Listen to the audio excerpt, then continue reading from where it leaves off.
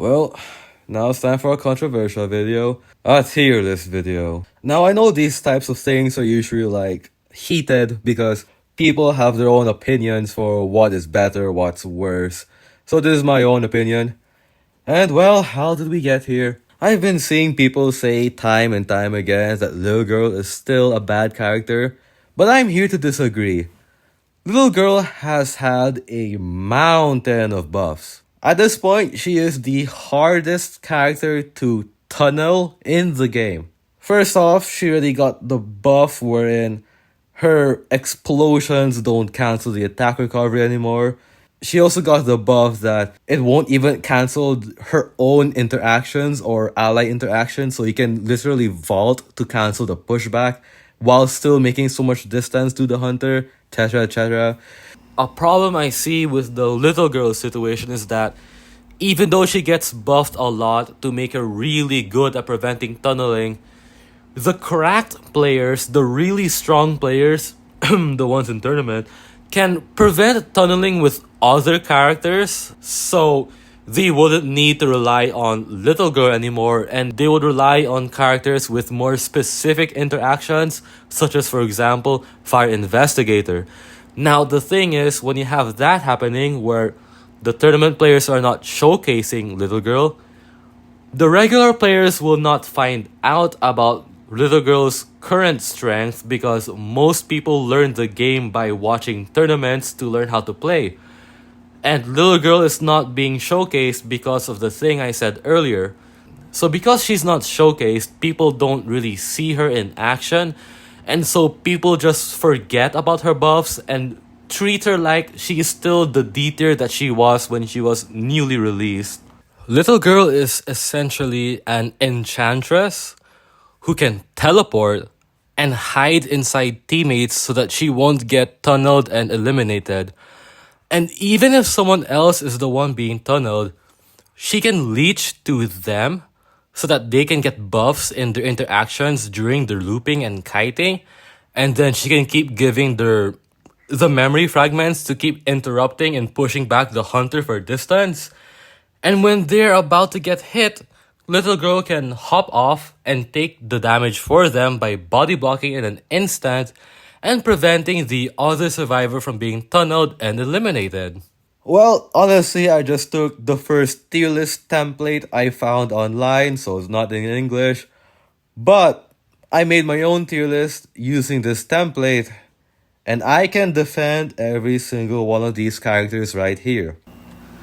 Now, to discuss about this list, basically, A and above are the characters that fit the meta the most, in my opinion. B and below are characters that do not exactly fit the meta. And A minus are kind of in between. They're mid characters.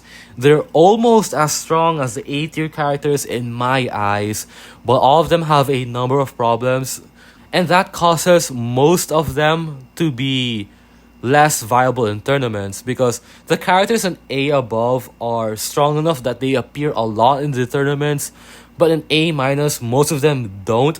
The exception is Embalmer. Embalmer is the only person I place in A minus who is really reliable in tournaments because if you have good communications, you can have really great rotations and positioning by forcing the person who is chaired to go into a desirable part of the map for you and your team and your supporters, your harassers, right? Problem is, if you have miscommunications, his coffins lose a lot of value. That is an example of what I mean by characters in A minus could have a problem that made me put them not in the A tier. I understand that Embalmer is really powerful for some people, but generally speaking, he does have his own set of problems. He's fully rockite. He depends on having to do good positioning, and not just good positioning for the coffin, but good positioning for a teammate to adjust into that coffin, especially if they're a harasser or a rescuer. So again, A tier and above are the best characters fitted to this meta, which is why they often appear in tournaments. B tier and below are characters that are weaker in the meta. A minus is a mid. They're somewhat in between. They're almost as strong as the A tier, but they do have some problems. For context, this is for today's meta, which is the harass meta, which means that certain traits or abilities related to helping out the team survival, preventing eliminations, harassing the hunter, things like that are very important for today's playstyle. It might look pretty ironic that I placed Escaplogist all the way down to like C tier, even though he's the character I used to get into like champion tier. But the problem he had is that he doesn't really help anyone else but himself in a sort of way. He has his misdirection, which helps himself reach places better. He has a mist, which mostly only covers himself because only Escapologist is able to hide in his own mist. The other problem is that his chair transfer is such a limited range, it doesn't really get anywhere. There's a lot of times where you're placed in a bad chair and you don't even have any options. But then, they gave him a mega buff. As we can see here, his cooldown is nearly cut by half. You get a speed boost when you enter and exit the smoke, and that's crazy. Because if you smoke like near a chair, not only will you prevent yourself from taking damage by being hidden, but you can speed boost into the chair and then rescue and then speed boost out of there to prevent a double down. And that's really interesting. But most importantly in this mega buff, look at that chair transfer range. That update actually made it so that there's no such thing as a chair that is placed wherein when you press the button it says, no chairs are within range. You have nothing to choose. That doesn't happen anymore. The situational problem he has about chair transferring kind of stopped existing. And now he's actually a reliable rescue. And with that in mind, it's less likely for the hunter to put the survivor in a bad corner that will cause the rescuer to die, or that will cause the charred person to die right after the rescue because they can't kite there. It's virtually impossible to be placed in a bad chair with that buff.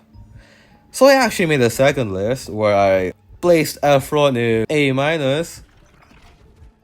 Beforehand, his support was really bad. His kit was very situational, which is why I only use him in like Chinatown, Ever Sleeping Town, Moonlit. But now you can use him in like every map. It doesn't matter anymore. You can transfer any chair. So yeah, this is the list that I'll be showing for the rest of the video. But I do admit I am not confident about the new list for Efron's placement specifically because he just got mega buffed. I didn't really get to try out the mega buff much. I barely tested it. I was confident about him pre-buff, which is the list I showed earlier. Pre-buff, he's definitely a C tier. Post-buff, I don't know anymore. But I'm still going to explain the rest of it. Now, an important disclaimer is that you should not feel discouraged for playing a character just because they're said to be a lower tier. This is specifically about harass meta and like winning competitively. So playing the character that you mastered is most important for you and how you will win your matches. Playing certain meta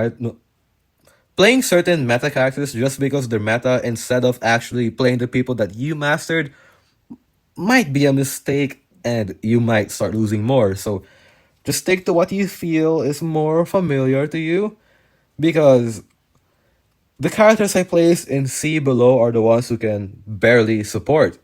For example, we have Composer here because while you're playing your rhythm games, you can't pay attention to the environment. Your situational awareness is completely shut off. You can't pay attention to the quick chats, the pings, the highlights of the hunters and survivors. You can't see none of that if you're doing the rhythm games. So his support capability is actually really low, and that's an example for why Composer is in a low tier, a C tier. But despite that, I still play Composer a lot, and I win with him. So, it's just in relation to the harass meta. Play whoever you want, this is just a tier list for the today's meta. Another example is Mind's Eye. I play her a lot in Hospital, and I win with her a lot in the Hospital. Is she able to harass or support in any way? Nope. The only thing she has is the stick, which can slow down pickup or breaking speed for the pallets. And that's not really something that will affect the kite in any significant way. All she does is hide and make sure that she doesn't get caught, because once she's caught, she gets tunneled forever. That doesn't help anyone but herself. So she's really low in the harass meta, but she still works for wins, especially in like Hospital, because you can see through all the walls in the Hospital. The hunter can't hide from you. You're the one hiding from the hunter all the time. Now that I fully disclosed all the information, I'll go one by one, because this list is actually in descending order. What that means is that the leftmost of the tier is the strongest in that tier, and the rightmost, or the last character in that tier, is the weakest in that tier. Again, in my opinion. Starting off, I place an SS tier. This is who I think are the strongest characters of the harass meta. Antiquarian is there because she is quite literally the face of the harass meta. When you think of someone who can save your life or get you out of a horrible situation, you usually think of an Antiquarian. She can do a lot of stuns to keep interrupting a hunter. She can do balloon rescues. She can survive really well. She has good survivability, so she's not even having as much of a high risk when she's saving your life. She's like a main character that is reflected and used a lot because of this. The Fire Investigator is another extremely good character. His airbags are basically free elbow pads that you can use on repeat, even to allies. If you put an airbag into an ally's looping zone, that ally is having a free elbow pad every single time they loop around your airball. And then you can give yourself free speed boost towards rocket chairs or towards important things. And most importantly, for the high skilled play, you can change the terrain. Your airballs can keep blocking the hunter in game changing ways that are really annoying, and basically force them to pop the ball, which is wasting as much time as, well, basically a lucky guy flare gun. Areoplanist and Mercenary are placed together. Both of these characters are experts at denying damage because of their abilities, and additionally, they're very good at sneaking backdoor rescues. I know that Lanternist is completely new, and she's not even released yet by the time I made this, but her abilities, man, I gotta talk about that. She can delay the stuns and damage of allies from anywhere in the map, just like how a Postman and Seer can support teammates. They can just do it from anywhere in the map. She can do that too. So if you get stunned by a cat as an ally, that cat stun takes effect 8 seconds late. Okay, that's kind of crazy. And then she can also keep delaying herself. And to make it worse, by how it seems, the delayed damage takes effect after the interaction, which means she's a guaranteed rescue, because if you hit her as the hunter when she's rescuing, that delay happens after the rescue when she's not in the rescue animation anymore. So she's a guaranteed rescue that can't be terror shocked? Crazy. And then she can pause things to finish them faster, like gates and cipher machines, which means that every time the hunter stops pursuing, such as right after they down someone or when they're changing target and standing around looking for ciphers, you can pause your own cipher machine to stop the wiggling, and they won't know which cipher you're in, and you're going to decode it faster. Okay, man, she's crazy. I gotta have to put her in SS. Unless she gets mega nerfed right before her release, and that will make my list look really funny. Mercenary's elbow pads are really good at making a sudden burst of so much distance, to the point that not only is it really good at denying damage, but it can also do jump scare backdoor rescues because they can stay out of range of the Nidus and then suddenly elbow pad into range and then just rescue while the hunter may or may not expect it. One of the problems he has though is that he can't really rely on elbow pads inside of goatman cages because elbow pads are a bit harder to control compared to, let's say, splitting apart the dashes in terms of Areoplanist. So Mercenary is kind of below. He can still rescue during terror shocks, which is pretty cool, but some people would put First Officer or Journalist above Mercenary. However, I personally believe that elbow pads are still really powerful for denying damage and jump scares. We cannot ignore the fact that it is so good at denying damage. I am keeping Mercenary here. Lucky Guy has such a varied and wide kit of items to choose from. He basically has an arsenal that he can change and modify depending on who the hunter is so that he can counter them. He is very strong because even after his nerf, wherein the chests take forever to open when you open too many of them, he can still open his first three items really easily, and having three separate abilities is already powerful enough for a survivor. He can keep switching between items like perfume, elbow pads, magic wand, the travel journal, flare gun, so he has a wide set of options. And for the last in my list, for who I think are the strongest characters of the meta, is Coordinator, which may or may not be a controversial take. It's probably the most controversial take in this tier. Some people say that she's kind of bad because she has only one gun.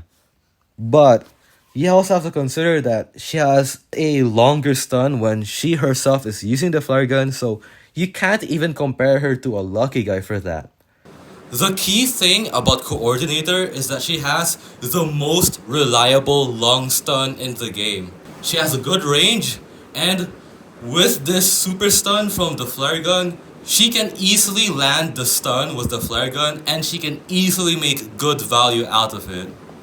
And on top of that, she has good rock kite capabilities because she has speed boosts when she passes by pallets.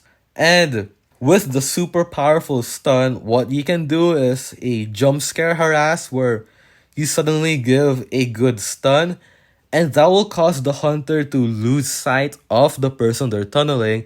And if they lose the person they're tunneling and switch target, that means you save someone from an elimination, and that someone can heal up and continue doing map pressure.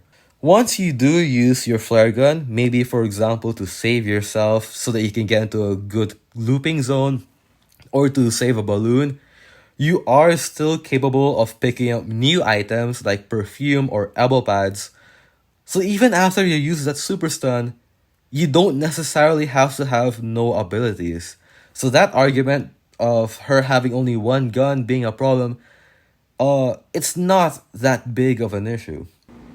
So Coordinator can switch between either making the hunter lose target or doing a reliable rescue by using the flare gun so that she can ensure she can rescue without being downed beforehand or without being double downed. This means that Coordinator can rockite.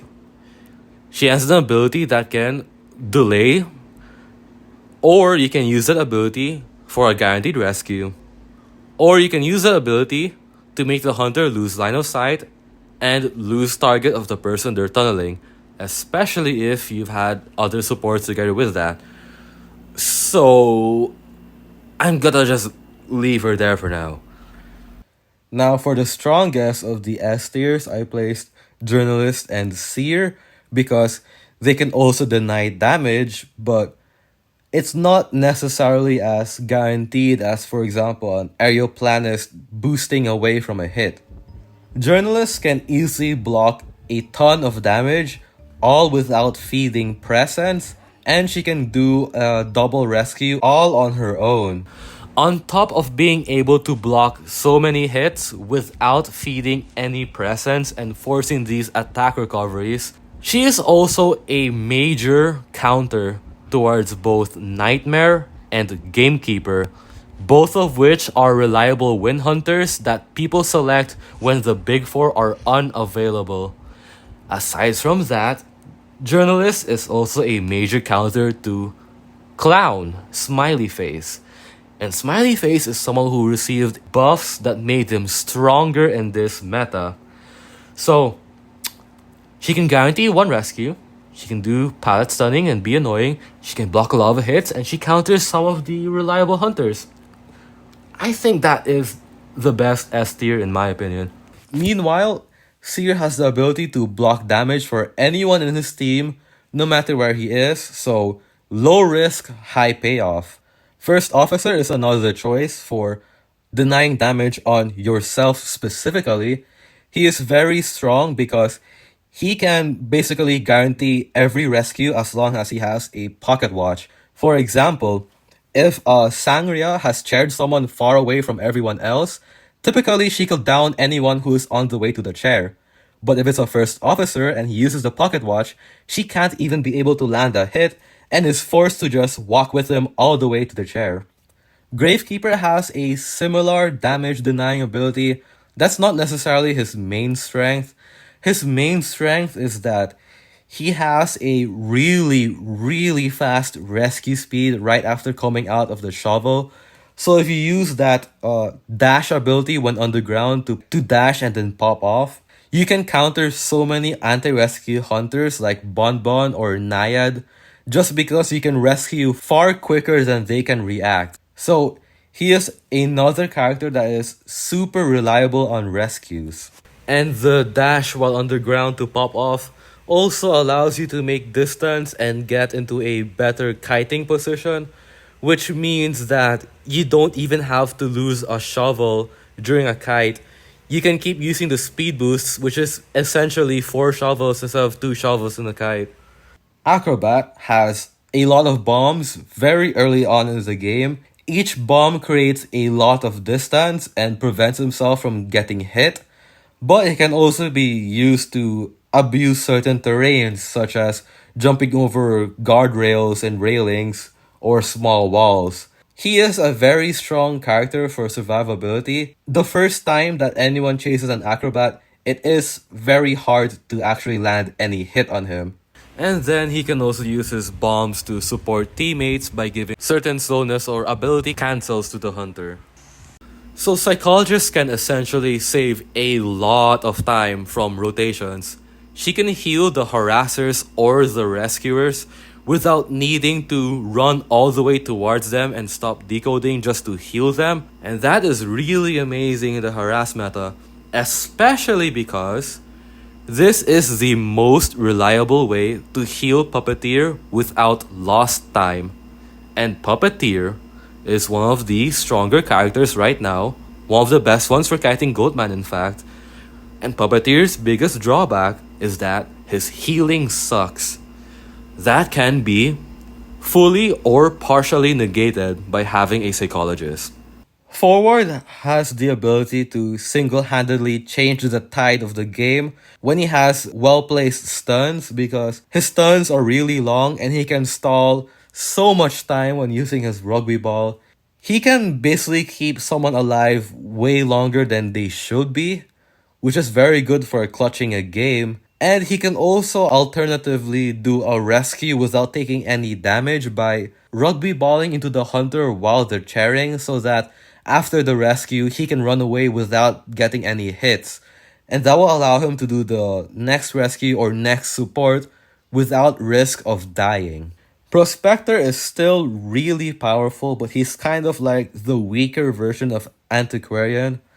His stuns are super reliable, his balloon rescues are really strong, he can cause a lot of stalling with the stuns or distance making by repelling them with the magnet, and aside from supporting, He can easily keep himself alive with the magnets to deny some damage by repelling them away before they could hit him. They did kinda nerf his double magnet strategy, but he is still a super reliable harasser. Explorer can stall so much time if the hunter is trying to find him because he is incredibly hard to find. He could stall like a minute. Digging is very fast for how much percent you get compared to the time you spend digging. So he has like fast decode, good time wastage because he's really hard to find. And on top of that, if he does get caught, he can hide again after the rescue if he gets the support that allows him to hide right after. So even if you first kite him, that doesn't guarantee that you can eliminate him first. Knight has the best rescuing ability, but he doesn't have a good kite ability. He does a ranged rescue, and he can do 2 rescues with tide turners basically. If you do the first rescue manually with your tide turner, and your second rescue with the shield when you kneel. His main weakness though is that he can be first kited because his kite is not as reliable as the other rescuers, for example Alice or Mercenary or First Officer, who can survive really long in the first kite. Knight kind of snowballs entirely on the anti-rescue. His anti-rescue is really good, but he can be beaten in a first kite. That doesn't mean that he is easy to beat in a first kite. He's just relatively easier than the other rescuers. Mechanic placement might be controversial, but at the end of the day, having a puppet means that you have 5 survivors versus 1 hunter. What this means is that you have an extra person decoding or healing, opening the gate, or baiting tinnitus. For example, you could have your team rushing out of the gate while a bot hides near the rocket chair, and the hunter will camp thinking that someone's going for the rescue, when in reality the tinnitus is for the bot. She is the survivor that has the most amount of map pressure towards the hunter. Even if she is chased first, she can either decode while she's on the rocket chair, or use the bots to take 4 hits just to down her and stall a lot of time in the first kite. I ranked Wendy as the strongest of the A tiers. I was really considering on putting her in S tier because she is a combination of patient, batter, and barmaid all in one character. She can heal people, she can make a lot of distance and stall time being out of reach, and she can keep pushing away hunters. That's really cool. But the main problem she has is that all her abilities are having a delay, which means certain characters, such as the big 4 characters, can interrupt her abilities. And that's why I don't put her at the S tier, but I put her in the strongest A tier. Magician after his buff is super reliable for staying alive. He gets a speed boost once he turns invisible, and another speed boost if he hit his clone, which is really useful because magicians tend to use their wand when the hunter is really near them and going to hit them, so he can easily get a double speed boost while trying to kite. He can last so long in a kite that even the big 4 struggles to take him down when they're trying to chase him. Even Goatman struggles to take him down. And on top of that, he can do support by using his clones to block the path of the hunter, and once the hunter breaks the clone to free themselves, Magician himself gets a speed boost to reposition himself. Puppeteer is the character with the most survivability at a high cost. He could take like 4 hits just to get downed, and his Harden ability, which only lasts for a brief number of milliseconds, is also really powerful. It can do things like negate water or remove a fire from a puppet that's possessed by Leo. So he has really cool survivability stuff, but he can only do a lot of support or a lot of kiting once. It is incredibly hard for him to heal unless you have like a Psychologist or a Barmaid, but most of the time, he can only do a lot of his support and survivability stuff just once in a game. Weeping Clown can have a lot of stuns or slowness, which is really good for harassing the hunter to delay them during the kite or to do rescues. But another really useful thing about Weeping Clown is that they can keep the tunneled person alive longer by carrying them away with the rocket and giving them a really prolonged speed boost. This means that for one or even more rockets, you can keep the person being tunneled alive way longer and prevent them from eliminations. I ranked Priestess at A, which might be pretty low for some people because some people still think she's S tier. But the more interaction specific characters have kind of power crept her. The type of support that Priestess does is exploiting the map to make the map more powerful for the survivor side. She puts portals in the most annoying and longest walls, especially towards a pallet, but that's basically as far as her support goes. She will spend like all her abilities on turning one portion of the map really powerful for kiting, but when you have other abilities that have very powerful and specific interactions, I just don't see her being stronger than them. For example, an Antiquarian can change the tide of the game by, let's say, doing a lot of stuns so that you can get someone out of the basement chair and then still be able to pop without the falling hit. Or for example, Florian can already exploit the map by creating looping zones whenever he or his allies pass by that area, they have unlimited elbow pads basically, and he can block off areas that take quite some time to pop the air balls, that it's basically a 3-stack Enchantress stun. Compared to Priestess, you can defeat it as a hunter by walking through the portals to destroy them or hitting them, which is faster than popping a balloon. And a speed boost is kind of more consistent than a portal, which is very dependent on specific map spots which people would already expect. Wildling has a similar purpose to First Officer. His main shtick is that when he's going towards the chair, you can't stop him. His pig guarantees that he will reach the chair and he will get that rescue. Unlike First Officer, however, he has a much slower decode. He doesn't take forever to expire in the chair like First Officer, and he can still get Terror Shock the moment he does reach the chair.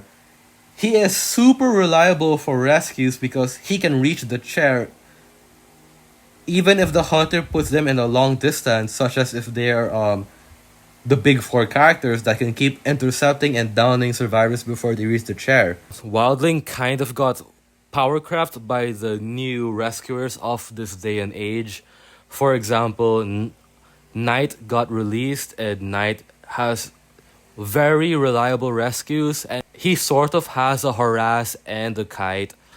And another example is Gravekeeper, who got buffed with the dash for his shovel, and that is really useful for his kite by preserving his shovel instead of eating hits and losing his shovels. And most importantly, it's very strong for his rescues because he can torpedo to the rocket chair and just get rid of the problem. However, Wildling should still not be ignored. He is still a reliable rescue to this day. He is impossible to intercept no matter how far away he is. He will make it to the chair. Even if you try to stop him 100 meters away, he'll make it to the chair. Luchino is a less snowballed version of Puppeteer. It's easier to bait Luchino's scales, so he will not be as tanky as Puppeteer, but he does not have the super big debuff of being almost impossible to heal, unlike Puppeteer. And he also got that buff before, wherein during your shell block, it will also block hunter debuffs, including stuns. So, not only is it a pretty good way to block hits, but it can also block more than just hits. We shouldn't ignore Luchino just because of the fact that he's easy to bait. Another significance for Luchino is that not only are tank characters really good at fighting Sangria, but there are 5 characters that are specifically really good at kiting Goatman inside his cage. Those 5 characters are Puppeteer, Magician, Professor, Archer, and Faro Lady. All 5 of them are really good at kiting Goatman in his cage, and Goatman is such a strong anti-kite character because he can teleport around with 0 delay, complete jump scare. The only problem in that list of 5 characters is that Faro Lady is the only person in that list who cannot support her team, which is why she's far below the rest of them. Those 4 are an A above of Faro Lady. She has her own problems. We got Archer here. Now, she is kind of used as the early game version of Enchantress. If you want to have a good amount of repeated stunts in the early game, you use Archer. If you want to have a good amount of late game stunts, you use Enchantress. Archer is really useful because a lot of the strong characters in the hunter side can move really quickly and they will not want to get that laceration. So both Enchantress and Archer can keep doing repeated interruptions that can prevent the hunter from doing their hits and even help against the balloon. This makes them stall out the kite much longer than how it should last. But it is better to have stuns at the early game compared to stuns at the late game because early game stuns can provide the support needed to prevent ally eliminations, and it is way more important to trade off items at early game compared to trading off HP at early game. Novelist has a very reliable kite ability, but is also a super reliable harass ability. You can use it to keep pulling the hunter away from the person being tunneled, and if you use this while standing on a pallet as the person goes by you, you can easily pull the hunter to the pallet and do a free pallet stun on the hunter. That is basically a free lucky guy flare gun each time you find a good pallet that the tunneled person is running through, so his harass is really powerful as well. Now, although Novelist has a really reliable kite by spamming that speed boost with position switching, and he can also do great harass by switching the hunter into a pallet and then pallet stunning the hunter when the person being tunneled passes by you. However, that ability is less value in both kite and harass against the big 4 right now. It doesn't really do much against Sangria, Hullabulu, and Goatman. The most it can do against amongst the big 4 is kind of IdV.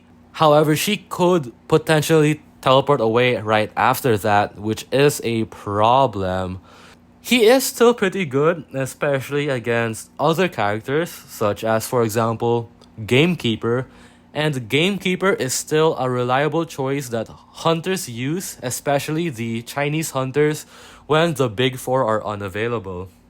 Patient can do a lot of distancing so that he can reach into deadly places without being hit beforehand.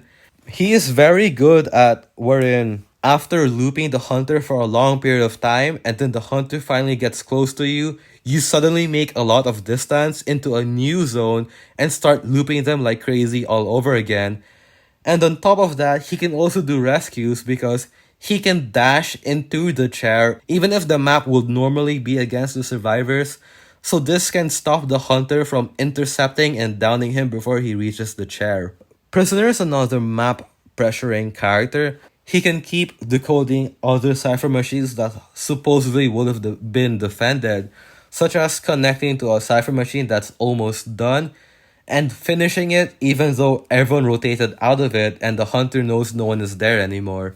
He has an insane amount of map pressure, being able to control which ciphers can pop so that the safe ciphers can be decoded for a prolonged period of time, while the dangerous ciphers and the ciphers near the hunter, even though the hunter would have been able to kite someone really well in that area. And he does have a stun, which kinda prevents him from dying just a little bit longer. The nicest thing about him though is that his only kiting debuff is his fear radius, so he can still move around and vault and kite really easily. If you have good rock kiting, Prisoner is super dangerous. Little Girl, as I mentioned before, is now the hardest person to tunnel in the game. Once she leeches onto someone, that person can rock kite so much better, and they can get so much boosts of distance from the explosions. Her memory fragments can keep delaying or interrupting the hunter. It can even stop the hunt trait from taking effect in the hunters. And now it doesn't even make the survivors stuck in place if ever they get blown into the wall, because survivors can now vault just to cancel the push animation. Now, the reason why Enchantress is weaker than Archer is that Enchantress needs to build up her stuns over the course of the game, while Archer has every single stun available to her when the game starts. This is important because when you're fighting the hunter, it's better to trade off items compared to losing HP. And Enchantress kinda has to lose HP to gain items. So that in that regard, Archer is already stronger. The next problem is that Enchantress has a significantly shorter range. This means that you can use certain hunters such as a Feaster charge attack, a White Wuchang charge attack, or certain longer ranged abilities to just take out Enchantress, and she can't even stun you while that's happening. Meanwhile, an Archer can shoot you at a longer range, and she does not have to worry about needing to build up these items. While it might be true that Enchantress can have more stuns than Archer, she gets a lot of those stuns at late game, but it's more important to have those stuns at early game because you need those stuns to prevent the eliminations and to support your teammates. It's cool to have stuns at late game, but by that point you might have already lost an ally, and that already reduces your map pressure, while Archer can fight to prevent that. Although it is still true that both Archer and Enchantress are very good at spamming short stuns to keep interrupting the hunter, slow them down, prevent them from hitting you, and just delay the kite by a lot. So because of that regard, Enchantress is still a pretty strong character, strong enough to be upper in the A-. Aesop is another very good character because he can fix the survivor rotations and the survivor movements. For example, if the hunter chairs the survivor in a bad chair and will probably be scuffed if you go there so they won't get rescued, oh, just coffin them, easy peasy. Another example is in late game, you can coffin the last person being kited and you can just move them to the exit gate and they can escape. And heck, if the hunter has teleport, you can coffin them towards the dungeon and they can escape. And once the coffin is transferring, a harasser can reposition towards the coffin so that they can support the person that Embalmer has just coffined and allow them to survive much longer, which is essentially a rescue plus support without anyone taking damage. Unfortunately, he can be first kited because if the hunter rotates to him early enough, then his coffin might still be in a bad position, forcing him not to even use the coffin during the first few kites if he is being tunneled, especially if he keeps being chaired towards the coffin. This means that a hunter can basically shut down the coffins by being lucky enough in their first rotation towards Aesop and getting him to not be able to use any coffins. And on top of that, Aesop is purely raw kite. He has no abilities for survivability, no passive traits, he's all raw kite. A mistake I see Aesop players doing though is that they don't coffin when they're downed even though they're not the ones being tunneled. You should only coffin on chair if you're the one being tunneled or other such scenarios that need it to be on the chair. But if you're not the main target, you should just coffin when you're downed. or else you'll get slugged and use up your self-heal, and that can end up really bad for you. Batter can, similarly to Little Girl, keep making distance from the hunter. This is really annoying for the hunter because when they're tunneling someone, they can keep being knocked so many meters away, and once they do pick up the person they're tunneling, they're going to lose that person from the balloon rescue. Now, Batter got hit the hardest in the newer meta. They did nerf his double ball tactic, wherein canceling his mania you would be able to shoot another ball without losing any ball, so that you can do a double batting. That's been removed quite some time ago already.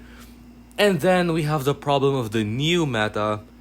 Amongst the big four, the only hunter that Batter can fight against is Sangria. He cannot do any significant support by batting an Ivy, a Goatman, or a Hulubaloo. So yeah, he fell down really hard in today's meta. He still does a lot of knockback support, but the strong hunters of today's meta are not affected as much by it, and his knockbacks in the first place have been nerfed unless you want to do a double batting and lose one of your balls. Now, in summary, Gardener and Perfumer counter the same type of hunters, the ones having a longer attack recovery. They are indeed tank characters, but they are the lesser reliable tank characters. So, essentially what this means is that Perfumer and Gardener are your picks when Professor, Puppeteer, Journalist, and Seer are already banned. Now, Perfumer is kind of like Luchino. She can deny a lot of damage. The only problem about Perfumer is that despite having such a powerful ability to keep negating damage, she can also have a big risk if ever she does make one mistake. The moment she takes one damage without being able to perfume it, her perfume loses like 80% of her value. She can only use it to stall time, but she's not able to negate damage anymore, and negating damage is the reason why she's powerful. So, she's a really solid character until the hunter tries to make you mess up. Gardener is a very good character for denying damage, and she's a very good counter for long attack recovery hunters just like Geisha and Sangria. The problem though is that how she uses her abilities kind of rely you to take damage sometimes so that the next time you're stronger. And that kind of reliance makes you injured, and it's kind of important to preserve your health. So despite having a really cool interactions in certain scenarios, it's not always the most optimal or the most beneficial compared to other characters. If you get hit by a hunter while you're charging your bubble, then the next time you stand still, the bar will continue where it left off. So if you stand still some distance away from a Geisha and you let Geisha hit you when your bar is 90%, the next time you stand still, you only need to charge 10% of the bar to get the shield. And while you're eating the hit to get a primed bubble, you do have a veteran speed boost so that you're really fast right after that. So her abilities are pretty cool interaction-wise in certain scenarios, very reliable against people like BQ, Sangria, Geisha. But at the end of the day, you have other characters who can do similar things, such as Puppeteer. Barmaid is good at denying damage for yourself and for teammates, as long as they can survive. You need to be able to last the Dolphin duration for you to be able to take the healing, and equally so for survivor teammates.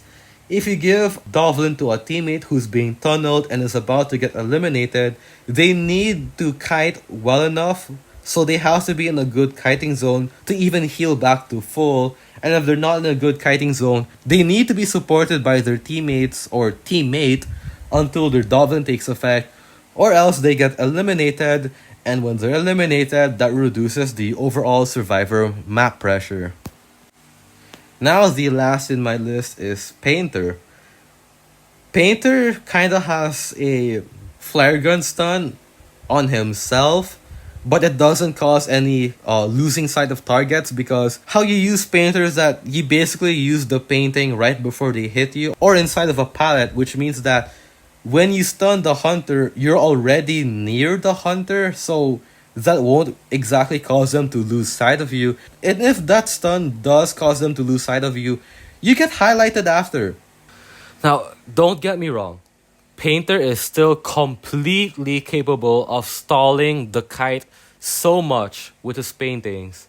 But Coordinator is the better option for the exact same role. Not only can flare guns land more easily than paintings when it's a harass, but there's no highlight problem, and Coordinator doesn't need the hunter's face. We kind of already have another existing version of Painter who does have scarier support. He's kinda just there as budget Coordinator when Coordinator is not available. When you need that long stun but Coordinator is banned, you go for Painter. Postman can buff anyone around the team, and he can keep giving them good buffs like increasing decode or increasing rescue speed or helping them stay alive with the kite just a bit longer. Although his buffs are noticeable and they do help the game, they're not game-changing support abilities. They're not going to save a person as much as an Antiquarian flute. They're not going to save someone as much as a Novelist or a Forward or a Norton, etc. They just give slight boosts without risking himself. And he does have the dog to keep himself alive if he is the first kite. So that is pretty cool, and that's also why I ranked him in the first of the B tiers. He does a bit of help consistently, but not enough to change the tide of the game. So unlike the other characters placed higher up, he won't be able to turn a lose into a win. Female Dancer can decode things really quickly by putting 3 fast music boxes and then picking them back up right after she finishes the cipher machine. On top of that, she can turn powerful looping zones even more powerful by slowing down the hunter or speeding up herself. And once the hunter does reach her, she can twirl away to dash and deny damage. So despite sounding really cool, she is kind of limited because her music boxes first off have really limited range, and second off, she can kind of be dealt with even with the music box. She can be enclosed into the area with certain hunter abilities like goat cages, water, mirrors. Sure, you can twirl away so that you can deny damage, but when you twirl away, you also leave the music box zone, so you no longer have the super snowball looping zone. You just left it, so she can be situationally really powerful. But she is situationally powerful. She does have really good support because she is annoying with the boxes, but her boxes can be lost, and she can as well take damage as she's risking her life to put her boxes in the good zones because her boxes don't have a super high range. Cheerleader can give constant speed boost and even a self-revive that can keep people alive when they're being tunneled. Unfortunately, she is required to stick in a close range to the tunneled person for a long period of time, or else they will lose the stacks and they will no longer get that self-revive. So she has to keep sticking with them. That would be fine, except for the fact that she doesn't have a good self-survivability. For example, Norton can use a magnet to push the hunter away and get into a good position and keep himself alive. Cheerleader has a speed boost that will slow herself down right after the speed boost. All it does is change her positioning. It does not necessarily make her stronger to kite compared to like a raw kiter. Her pom-pom speed boost kinda makes her survive longer, the same way as how much longer a person can survive with a flywheel, except her ability has a faster cooldown than a flywheel, minus the fact that it can negate a damage or negative debuff or a stun. It does not have the immunity, it just has the distancing effect of the flywheel. So if they do switch target to the cheerleader, cheerleader has the potential to be tunneled instead of the original target, and she could be the first person eliminated just because of sticking too close to the other survivor for way too long. Lawyer is kind of like very strong in rotations, decent amount of decoding, pretty hard to kite because he is basically a raw kite with increased movement speed and increased interaction speed. So he is a pretty strong character. He's like the strongest of base characters. He's a raw kiter who can see the hunter, who can decode slightly faster, who can run slightly faster, he can vault slightly faster. He's pretty cool. But we're in the harass meta.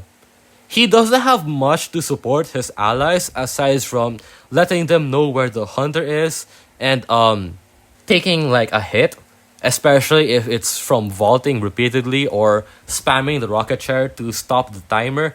Because Lawyer can't get terror shock, so you can literally just spam and cancel the rocket chair rescue animation so that the timer is paused until the hunter hits you. Entomologist does have very good self-sustainability. She can kite really long with the beast until the beast end because she has speed boost and she'll keep blocking the narrow positions where the hunter has to go through. So her kite's pretty good. Pretty good. But her kiting makes her like a slightly stronger version of raw kite as well.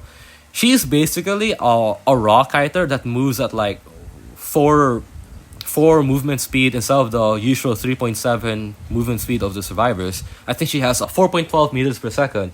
So she's just a base survivor with 4.12 meters movement per second. And you compare that to hunters like Sangria or Hullabaloo or Goatman and many other characters who are very powerful in the meta. Being slightly faster doesn't mean that you can survive much longer when the hunters have certain abilities that can easily damage you or catch up to you really quickly. So in that aspect, she's not even the most powerful. Now we're going to go for her support. She can stall an excessive amount of time, but it requires so much positioning. The survivor being chased has to go to the correct side of the map. Your bees have to go into the correct side of the map. And then, while they're stunned, the beast can kidnap them, put the hunter into like a 40-meter gap away from their target. That's really cool, but it takes so much positioning and planning. And the entire time you're trying to position that, you're on your beast and you're not decoding. Now, Cowboy is an excellent staller. How he works is that he's very hard to kill because he can lasso to an object so that he can dash away. And after that dash, he still has a big speed boost, so he's very hard to kill. He can even dash over the hunter to get past them and speed boost away, so he's very hard to kill. That's how I mentioned. So how he works is that he stalls the hunter because he will take the survivor on the balloon, put them away from the chair, kite like crazy, and repeat. He will keep moving the survivor away from the rocket chair until they can struggle out and just keep carrying them, dropping them away from the chair, carry them, drop them away from the chair, and just keep stalling back and forth like that. And although he does have a good ability for staying alive, it is limited and it is high risk. That's the main issue with Cowboy. He spends so much time in a high risk kiting scenario just to stall a chair for as long as he could, which might or might not guarantee a struggle out or a rescue or whatnot. It's a hit or miss. It's either a very strong support or it's not going to do that much for you. So he's basically the inconsistent version of Forward. Toy Merchant is hard to gauge because she's super map dependent. Her catapults are either a lifesaver or they just exist to be there. But aside from looking at her catapults, we can look at her items. The buff that gave her the ability to give someone a second item is really strong because someone else can hold another item until they lose their main item. For example, a toy merchant can throw an elbow pad to a journalist, and after the journalist has body blocked 4 times, her camera gets replaced by an elbow pad because her camera has ran out, And now she just suddenly has an elbow pad. So she is very good at giving survivors an extra seatbelt by giving them another ability once their main ability has run out. And because of that regard, where she can just give people items with as a support without risking her life, I'd say that she's not weak enough to be a C tier. I don't think she's weak enough to be a C tier character. I feel like she has to be in B tier. But when comparing her to other B tier characters, she's so situational where you need to like pre-plan with her. Now, the C tier characters are the people that I think have very little contribution to the team in terms of support in the harass meta, but they're also characters that are too strong on their own to be placed with the D tier characters. For example, I personally believe that Faro Lady is the decoder with the strongest kite capabilities. When a Faro Lady is being kited, it could take as long to kill a Faro Lady as it is to kill, for example, a magician. Her kite is really reliable.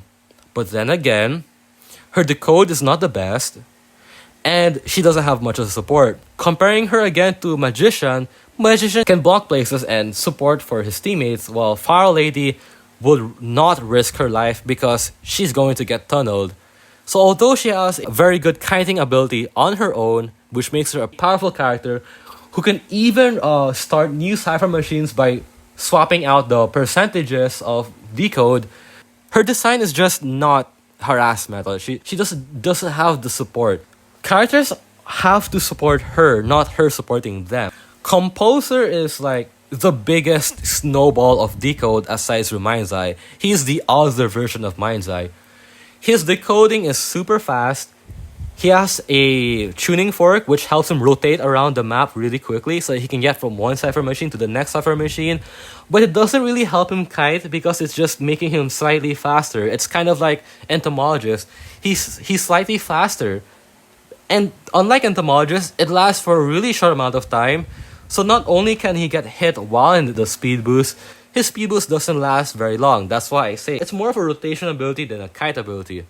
His decode is really fast and he can finish one cipher machine and then move to the next cipher machine really quickly with a tuning fork and finish that one as well.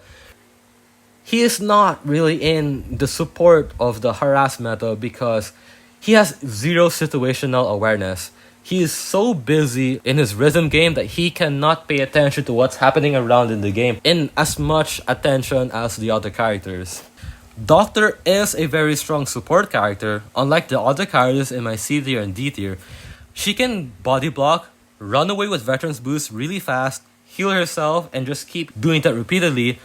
On top of that, she can heal other characters really quickly so that we don't have to waste too much time recovering your HP during your rotation so that you can go back to decoding, harassing, and rescuing.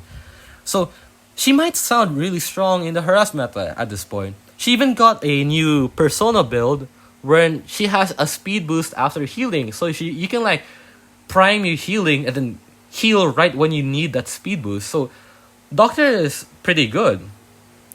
Until you realize that the playstyle of the hunters is tunneling the person that would counter them the most. And that's very annoying because that almost always means that Doctor will always be tunneled. Doctor is always going to get first kited. If she is not the first kite and she does do a single support, she could easily get tunneled right after that. Like, oh, hey, I hit this Doctor by accident. I don't want her to self-heal. I'll just commit to her and tunnel her and eliminate her. So, she has the problem that even though she can do so much healing support and body block support, she doesn't have the survivability abilities that keeps her alive, and she will just always be tunneled by the hunter's playstyle. I'll give you an example.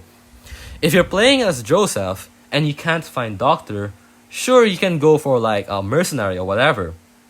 But the moment the Doctor body blocks for Mercenary, you're going to follow Doctor to the end of the world. And she doesn't have much of a kiting ability aside from healing and Veteran's Boost, so she's going to get tunneled and then eliminated. As for my D tier, these are characters that not only don't fit into the harass meta, but are also not very strong on their own. Mind's Eye is very easy to first kite. I know she can wall kite super well and can just stay out of sight in hiding really well. But like, you can also hide as a character that does not need to be Mind's Eye. For example, you can hide as a prisoner, and if you hide as a prisoner, not only do you not get killed, but you can still apply so much map control for the rest of the game. So Mind's Eye is just a very big snowball that can be tunneled, and her main shtick is hiding instead of supporting her teammates because she does not want to get caught, she does not want to get seen by the hunter, she's not going to support you. And then Thief is very powerful against certain characters like, for example, Bonbon or BQ. But he's also extremely easy to counter. Once they see Thief, they'll play a Thief counter like Percy or Naiad or the Big Force. Like, no one is going to keep Bonbon when they see a Thief. They're going to switch out of it, no matter what. And unfortunately, a humongous amount of hunters can counter Thief or deal with Thief.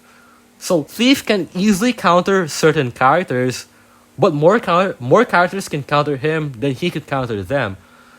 So the flashlight is really strong, but you're going to get countered, so might as well use the flashlight on Lucky Guy instead of on Thief, so that you won't have to be counterplayed. Thief is, in the current meta, the easiest character to counter in the whole game. Thief is the easiest character to counterplay and defeat in this game right now. If you want to bully characters who can be bullied by flashlight, like for example Clerk or whatnot, just play Lucky Guy and only pull out a flashlight when you meet those type of hunters. If you're not meeting them, you're gonna get bullied just like Thief is. He is way too situational for this meta. This is just the harass meta tier list, so you don't need to be forced to follow this. For example, I played Mind's Eye very often in Hospital because I can see through the wall in Hospital. I can wall kite and hide from the hunter like crazy in Hospital, and I win a lot like crazy. Another example again is Composer. I play him a lot. I can kite pretty well as him. I actually have many wins as him, but he's in C tier because he's not support oriented. He's too busy snowballing on the cipher machines instead of paying attention to the game. A lot of my wins as both Mind's Eye and Composer is attributed to the support done by my teammates, such as for example when I was playing Composer, I kited like more than a minute in my first kite, but then I was charred in basement. The only reason why I was able to escape in that gate, get out of there, is because Mercenary was able to dash through the stairs of basement and get me out, and then after that, Seer led fake trails. So Poland went to the wrong side of the map and kited Seer instead of kiting me. And when Poland kited me again, it's already too late in the game. Cypher's already priming because that's very many minutes after kiting Seer. And so Poland had to lose. If you really look at it, the game that I won is highly attributed to the support and harass of our teamwork rather than the tuning fork that I had.